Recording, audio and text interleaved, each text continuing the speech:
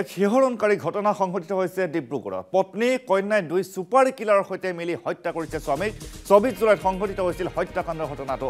মৃত্যু হৈছিল বৰবৰুৱাৰ উত্তম গগৈ নামৰ ব্যৱসায়ীজনৰ আৰু এই হত্যাকাণ্ডৰ জড়িতৰ অভিযোগত 4 হত্যাকাৰীক গ্ৰেপ্তাৰ বৰবৰুৱা আৰক্ষীৰ উত্তম গগৈৰ পত্নী ববি সোণোৱাল গগৈ কন্যা দীপজ্যোতি বুঢ়াগোহাঁই আৰু গৌৰাংগ পাত্ৰ গ্ৰেপ্তাৰ কৰিছে পত্নী ববি সোণোৱাল আৰু কন্যাই দুই যুৱকৰ সৈতে মিলি নিশংসভাৱে হত্যা কৰিছিল উত্তম গগৈ উত্তমক পৰকীয়া প্ৰেম আৰু টকাৰ বাবে পত্নী কন্যাই দুই যুৱকৰ সহযোগত হত্যা কৰিছিল 4 হত্যাকাৰীক 10 দিনৰ পাছত বৰবৰুৱা আৰক্ষীয়ে যোৱা নিশা গ্ৰেপ্তাৰ কৰে আমি জনাইছো এই মুহূৰ্তত এটা গুৰুত্বপূৰ্ণ খবৰ ডিব্ৰুগড়ত এক শিহৰণকাৰী ঘটনা সংঘটিত হৈছে পত্নী কন্যাই দুই সুপাৰী কিলাৰৰ সৈতে মিলি হত্যা কৰিলে স্বামীক 24 জুলাইত সংঘটিত হৈছিল হত্যাকাণ্ডৰ ঘটনাটো মৃত্যু হৈছিল বৰবৰুৱাৰ উত্তম গগৈ নামৰ ব্যৱসায়ীজনৰ আৰু এই হত্যাকাণ্ডৰ জড়িতৰ অভিযোগত 4 হত্যাকাৰীক গ্ৰেপ্তাৰ বৰবৰুৱাৰ আৰক্ষীৰ উত্তম গগৈৰ পত্নী ববি সোণোৱাল গগৈ কন্যা দীপজ্যোতি বুঢ়াগোহাঁই আৰু গৌৰাংগ পাত্ৰক গ্ৰেপ্তাৰ কৰিছে পত্নী ববি সোণোৱাল আৰু কন্যাই দুই যুৱকৰ সৈতে মিলি নিশংসভাৱে হত্যা কৰিছিল উত্তম গগৈ উত্তমক পৰকীয়া প্ৰেম আৰু টকাৰ বাবে পত্নী কন্যাই দুই যুৱকৰ সহযোগত হত্যা কৰিছিল 4 হত্যাকাৰীক 10 দিনৰ পাছত বৰবৰুৱা আৰক্ষীয়ে যোৱা নিশা গ্ৰেপ্তাৰ কৰে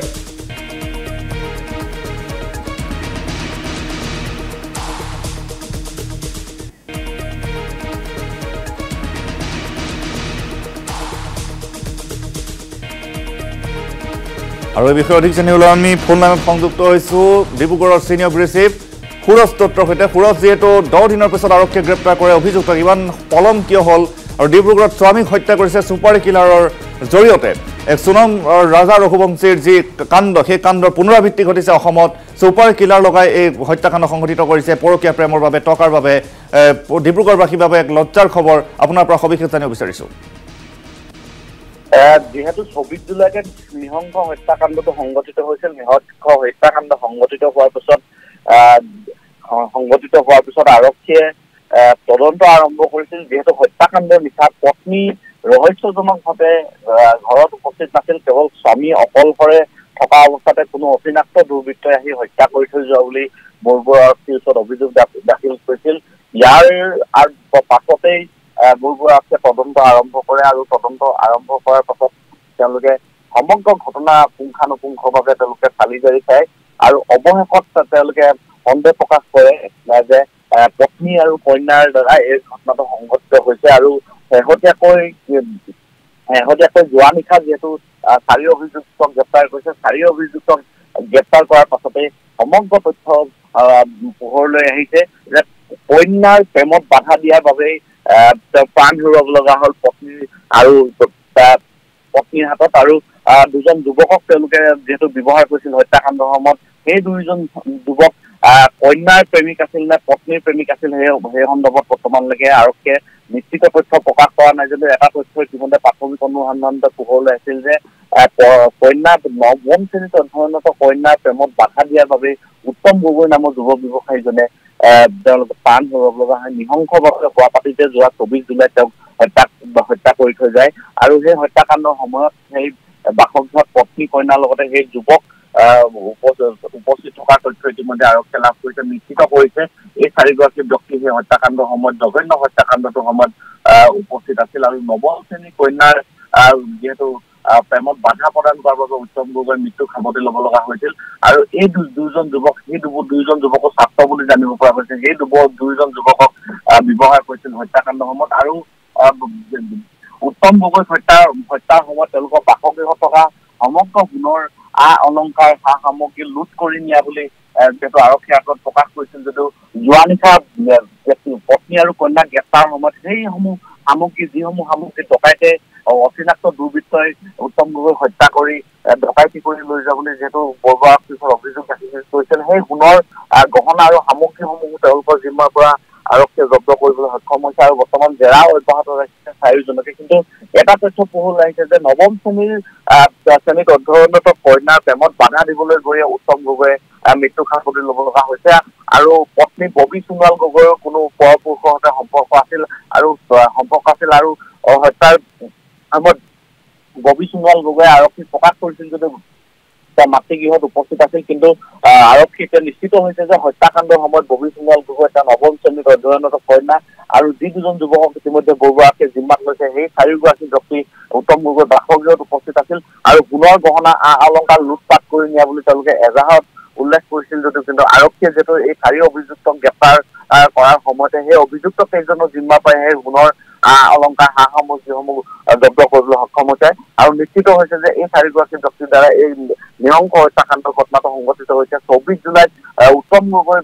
হত্যাকাণ্ড সংঘটিত হোৱাৰ পিছতে সমগ্ৰ বৰবৰুৱা অঞ্চলতে ৰহস্যৰ সৃষ্টি হৈছিল কোনে কি কাৰণত উত্তম গগৈক হত্যা কৰিব পাৰে আজি 5 বছৰ পূৰ্বৰ পৰা ব্যৱসায় আৰম্ভ কৰিছিল আৰু ব্যৱসায় আৰম্ভ কৰি যথেষ্ট তেওঁ ব্যৱসায়ত উন্নতি দখলা বগাবলৈ সক্ষম হৈছিল আৰু সেই যুৱকগৰাকীক নিহংসভাৱে হোৱা পাতিতে হত্যা কৰি থৈ গৈছিল 24 জুলাইত আৰু পৰৱৰ্তী সময়ত যোৱা নিশা ডিব্ৰুগড় আৰক্ষী আৰু বৰবৰুৱা আৰক্ষীয়ে যিহেতু পত্নী কন্যা আৰু আন দুজন যুৱকক গ্ৰেপ্তাৰ কৰিছে আৰু বহু তথ্য পোহৰলৈ আহিব আৰু যুৱক দুজনক আজি এই চাৰি অভিযুক্তক আজি আদালতত হাজিৰ কৰাই জিম্মাত লোৱাৰ সম্ভাৱনা আছে যিহেতু উত্তম গগৈ কন্যা জুবেনাইল তেওঁ নৱম শ্ৰেণীত অধ্যয়নৰত আৰু যথেষ্ট জেৰাৰ প্ৰয়োজন থকা বুলি আৰক্ষীয়ে প্ৰকাশ কৰিছে আৰু আদালতৰ হাজিৰ কৰাৰ পিছত তেওঁলোকক জিম্মাত বিচাৰিব জিম্মাত লৈ জেৰা কৰাৰ পাছতে পোহৰলৈ আহিব এই হত্যাকাণ্ডত আৰু কোনোবা চুপাৰ ক্লাব তেওঁলোকে ব্যৱহাৰ কৰিছিল নেকি উত্তম গগৈ তেওঁলোকে কেনেদৰে হত্যা কৰিছিল আৰু কেনেদৰে এই হত্যাৰ ষড়যন্ত্ৰ ৰচিছিল সংলগ্ন তথ্য পোহৰলৈ আহিব কিন্তু ভয়ংকৰ ঘটনা সংঘটিত হৈছে বৰবৰুৱা পিছত পত্নী কন্যাৰ দ্বাৰা এগৰাকী যুৱ ব্যৱসায়ী কৰুণভাৱে মৃত্যু সাৱটি ল'ব লগা হৈছে সমগ্ৰ ঘটনাই সমগ্ৰ ডিব্ৰুগড় জিলাতে বৰ্তমান চাঞ্চল্যৰ সৃষ্টি কৰিছে হয় আৰু এই হত্যাকাণ্ডটো ক'ত সংঘটিত কৰিছিল বা এই মুহূৰ্তত এতিয়া গ্ৰেপ্তাৰ পিছত কি কি ধাৰা লগোৱা হৈছে সবিশেষ জানিব বিচাৰিছোঁ সুৰজ হয়তো যিহেতু হত্যাকাণ্ড সংঘটিত হোৱাৰ দিনাই তেওঁলোকৰ পৰিয়ালৰ পৰা এখন এজাহাৰ দাখিল কৰিছিল কোনো অচিনাক্ত দুৰ্বৃত্তই উত্তম গগৈক হোৱা পাতিতে বৰবৰুৱাৰ তেওঁ বাসগৃহত হোৱা পাতিতে হত্যা কৰি তেওঁলোকৰ যি অলংকাৰ ধন গুণ মূল্যৱান সামগ্ৰী আছিল সেই সামগ্ৰীসমূহ লুট কৰি নিছিল কিন্তু পৰৱৰ্তী সময়ত বৰবৰুৱা আৰক্ষীয়ে হত্যা আৰু ডকাইতিৰ গোচৰ পঞ্জীয়ন কৰি তদন্ত আৰম্ভ কৰিছিল এতিয়া পঞ্জীয়ন কৰিছিল আৰু সেই হত্যা আৰু ডকাইতিৰ গোচৰতে এতিয়া স্বামী হত্যাৰ গোচৰত পত্নী পিতৃ হত্যাৰ গোচৰত কন্যা গ্ৰেপ্তাৰ হৈছে যিসমূহ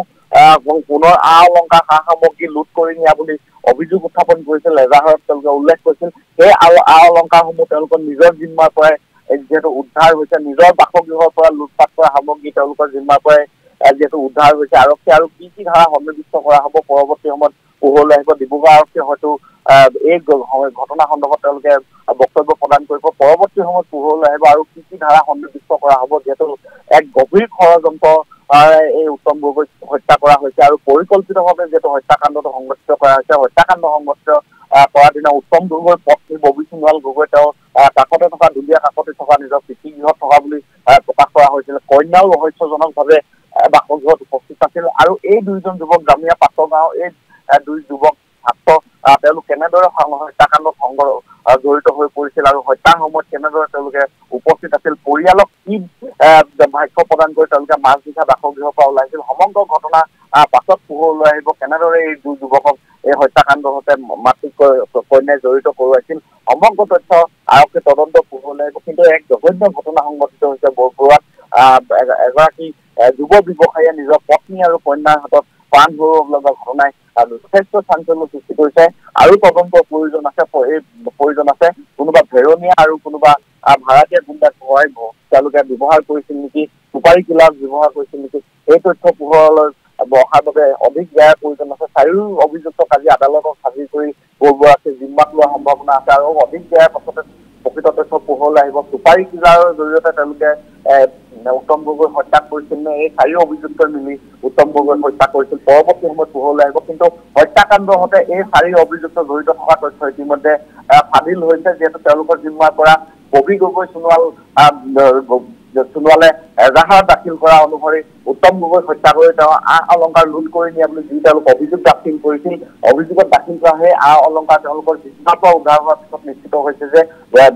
উত্তম গগৈক হত্যাকাণ্ডৰ সৈতে এই চাৰি অভিযুক্ত জড়িত হৈ আছে তেওঁলোক প্ৰত্যক্ষভাৱে জড়িত হৈছে আৰু কোনোবা জড়িত আছে নেকি পৰৱৰ্তী সময়ত পোহৰলৈ আহিব কিন্তু জঘন্য ঘটনা সংঘটিত হৈছে পৰিকল্পিতভাৱে যুৱ ব্যৱসায়ীগৰাকীক হত্যা কৰা হৈছে টকাৰ কাৰণে হত্যা কৰা হৈছে এই যুৱ ব্যৱসায়ীগৰাকীয়ে যিকেইজন অসমৰ সম্মানিত ঠিকাদাৰক তেওঁলোকে ঠিকা সামগ্ৰী যোগান ধৰিছিল ইটা বালি শিল যোগান ধৰিছিল তেওঁলোকৰ পৰা কেইবা কোটি টকা আদায় পাবলৈ থকা বুলি ইতিমধ্যে প্ৰকাশ কৰা হৈছে। সেই টকাৰ লোভতে উত্তম গগৈক হত্যা কৰা হ'ল নেকি, পৰৱৰ্তী সময়তে সেই সমগ্ৰ তথ্য পোহৰলৈ আহিব।